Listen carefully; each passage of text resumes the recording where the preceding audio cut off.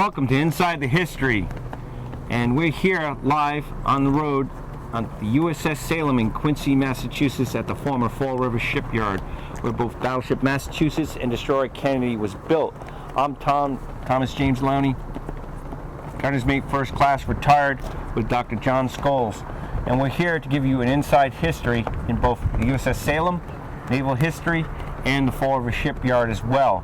So we can take you for a walking tour inside the gun turrets, through the magazines, through some of the control spaces, and give you an insight into the history of here at the Fore River Shipyard, where history has been made in Massachusetts and building some of the best ships in the world.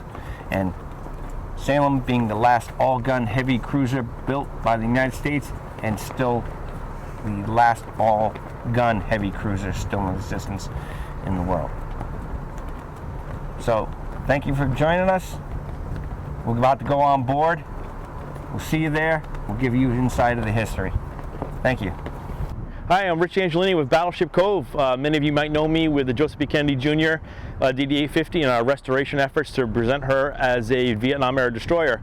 We're actually on a road trip today. We're at the USS Salem at the Fore River Shipyard, Quincy, Massachusetts, better known as Bethlehem Steel, Quincy.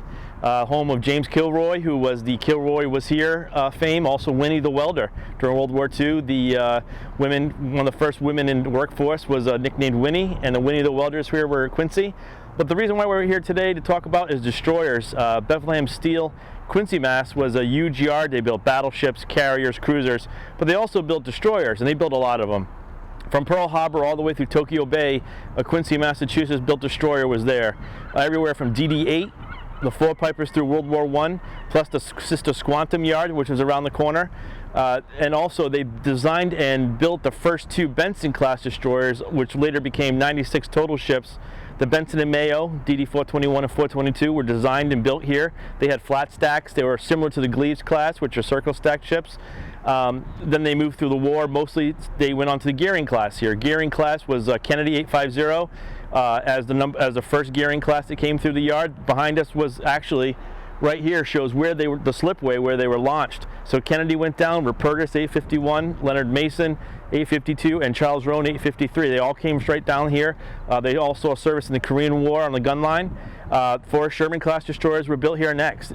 Davis was one of the famous ones. Also built here was the first nuclear powered destroyer, Bainbridge. She was built here. Also the Farragut class, DDG class, Farragut, McDonough, Dahlgren, and Luce were all built here.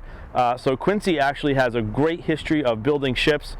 There's only 4 left in the world. The only destroyer left is Joseph B. Kennedy Jr. in Fore River, with us at Battleship Cove. We're standing on Salem right now, which is also one of the 4 remaining ships. But what we wanted to do is show you where some of the beginning of the destroyer history was actually born. The fight through World War I, through Tokyo Bay, Korea, Vietnam, even into the 1990s with the latest DDGs. The first all-powered nuclear task force in the late 1960s was two of the three ships were Quincy built.